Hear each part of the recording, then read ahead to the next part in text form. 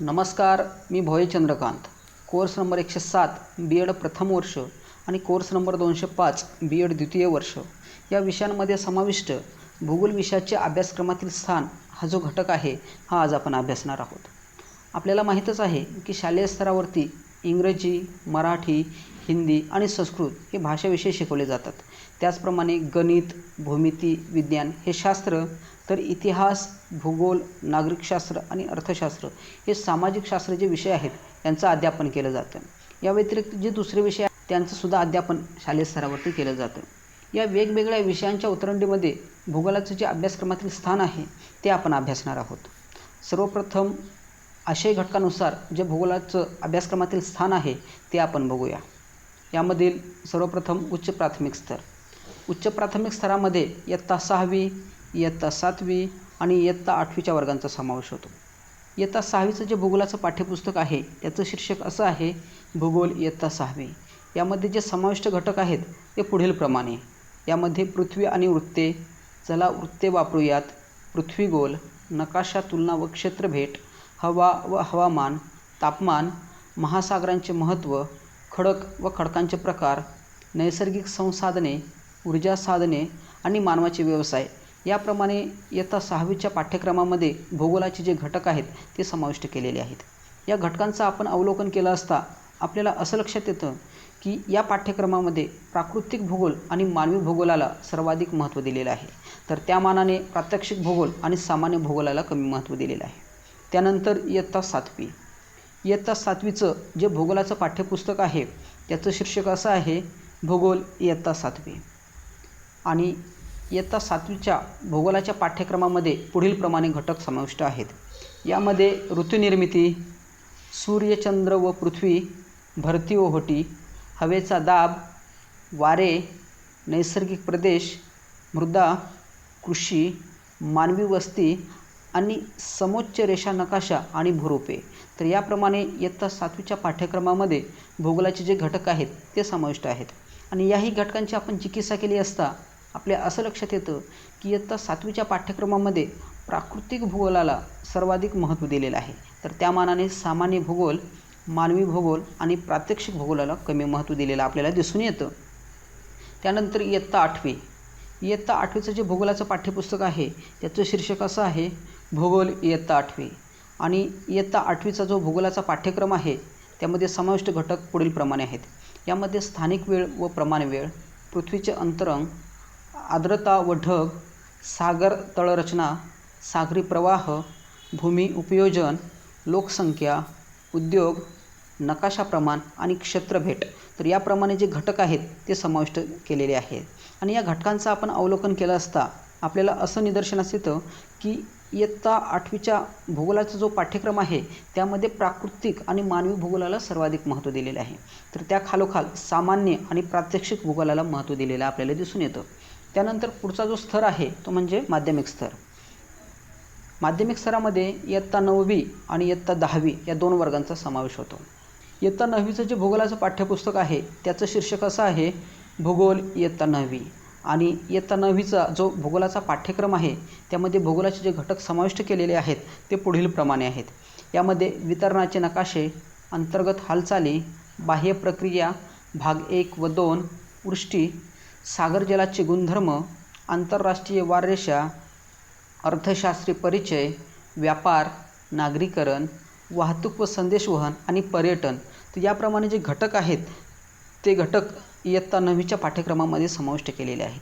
आणि या घटकांचं किंवा आशयाचं आपण अवलोकन केलं असता आपल्याला असं निदर्शनास येतं की प्राकृतिक भूगोल आणि मानवी भूगोलाला इयत्ता 9वीच्या पाठ्यक्रमामध्ये सर्वाधिक स्थान दिलेलं आहे, तर त्या खालोखाल सामान्य भूगोल आणि प्रात्यक्षिक भूगोलाला महत्त्व दिलेलं आपल्याला दिसून येतं. त्यानंतर पुढची इयत्ता ती म्हणजे इयत्ता 10वी. इयत्ता 10वीचं जे भूगोलाचं पाठ्यपुस्तक आहे त्याचं शीर्षक असं आहे भूगोल इयत्ता 10वी. यामध्ये जे आशय घटक आहेत ते पुढीलप्रमाणे आहेत. यामध्ये क्षेत्रभेट, स्थानविस्तार, प्राकृतिक रचना व जलप्रणाली, हवामान, नैसर्गिक वनस्पती व प्राणी, लोकसंख्या, मानवी वस्ती, अर्थव्यवस्था आणि व्यवसाय, पर्यटन, वाहतूक आणि संदेशवहन याप्रमाणे इयत्ता 10वीचा जो पाठ्यक्रम आहे त्यामध्ये घटक समाविष्ट केलेले आहेत आणि या घटकांचं आपण अवलोकन केलं असता आपल्याला असं निदर्शनास येतं की यामध्ये प्राकृतिक आणि मानवी भूगोलाला सर्वाधिक महत्त्व दिलेलं आहे, तर त्याखालोखाल सामान्य भूगोल आणि प्रात्यक्षिक भूगोलाला महत्त्व दिलेलं आहे. आत्ता उच्च प्राथमिक स्तर आणि माध्यमिक स्तर या दोन्ही स्तरांचा विचार केला असता आपल्याला असं निदर्शनास येतं की या स्तरामध्ये प्राकृतिक भूगोल, मानवी भूगोल, प्रात्यक्षिक भूगोल आणि सामान्य भूगोलाला याला अधिक महत्त्व दिलेलं आपल्याला दिसून येतं. मात्र या ठिकाणी प्रादेशिक भूगोलाचा जो समावेश आहे तो केलेला दिसत नाही. त्यानंतर पुढचा स्तर आहे तो म्हणजे उच्च माध्यमिक स्तर. उच्च माध्यमिक स्तरामध्ये इयत्ता 11वी आणि इयत्ता 12वी या 2 वर्गांचा समावेश होतो. यापैकी आपण पहिल्यांदा इयत्ता 11वी बघूया. इयत्ता 11वीचं जे भूगोलाचं पाठ्यपुस्तक आहे त्याचं शीर्षक असं आहे भूगोल इयत्ता 11वी. इयत्ता 11वीचा जो पाठ्यक्रम आहे त्यामध्ये समाविष्ट घटक पुढीलप्रमाणे आहेत. यामध्ये भूहालचाली, विदारण व विस्तृत झीज, अपक्षरणाची कारके, हवामान प्रदेश, जागतिक हवामान बदल, महासागर साधन संपत्ती, हिंदी महासागर तळरचना व सामरिक महत्त्व, जीवसंहती, आपत्ती व्यवस्थापन आणि प्रात्यक्षिक भूगोल. तर याप्रमाणे जे घटक आहेत ते समाविष्ट केलेले आहेत आणि या घटकांचं अवलोकन केलं असता आपल्याला असं निदर्शनास येतं की यामध्ये प्राकृतिक भूगोलाला सर्वाधिक महत्त्व दिलेलं आहे, तर त्याखालोखाल मानवी भूगोल, प्रादेशिक भूगोल आणि प्रात्यक्षिक भूगोलाला महत्त्व दिलेलं आपल्याला दिसून येतं. त्यानंतर पुढची इयत्ता आहे ती म्हणजे 12वी. इयत्ता 12वीचं जे भूगोलाचं पाठ्यपुस्तक आहे त्याचं शीर्षक असं आहे भूगोल इयत्ता 12वी आणि इयत्ता 12वीचा जो भूगोलाचा पाठ्यक्रम आहे त्यामध्ये पुढीलप्रमाणे जे घटक आहेत ते समाविष्ट केलेले आहेत. यामध्ये लोकसंख्या भाग 1 व 2, मानवी वस्ती आणि भूमी उपयोजन, प्राथमिक आर्थिक क्रिया, द्वितीयक आर्थिक क्रिया, तृतीयक आर्थिक क्रिया, प्रदेश आणि प्रादेशिक विकास, भूगोल स्वरूप व व्याप्ती आणि प्रात्यक्षिक भूगोल. तर याप्रमाणे जे भूगोलाचे असे घटक आहेत ते 12वीच्या पाठ्यक्रमामध्ये समाविष्ट केलेले आहेत आणि या घटकांचं आपण निरीक्षण केलं असता आणि विश्लेषण केलं असता आपल्याला असं निदर्शनास येते की इयत्ता 12वीच्या पाठ्यक्रमामध्ये आर्थिक भूगोलाला सर्वाधिक महत्त्व दिलेलं आहे, तर त्या खालोखाल प्रादेशिक भूगोल आणि प्रात्यक्षिक भूगोलाला महत्त्व दिलेलं दिसून येतं.